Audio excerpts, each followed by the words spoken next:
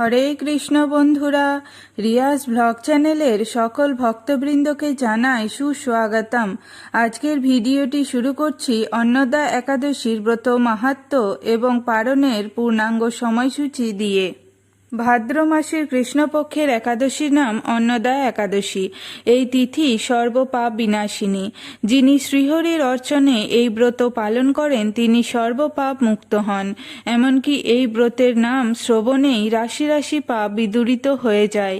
যে মানুষ নিষ্ঠা সহকারে এই ব্রত পালন করেন তিনি শ্রীহরি চরণে ভক্তি লাভ করে অবশেষে দিব্যধামে গমন করেন। এই ব্রতের মাহাত্ম্য পাঠ ও শ্রবণে অশ্বমেধ যজ্ঞের ফল লাভ হয়।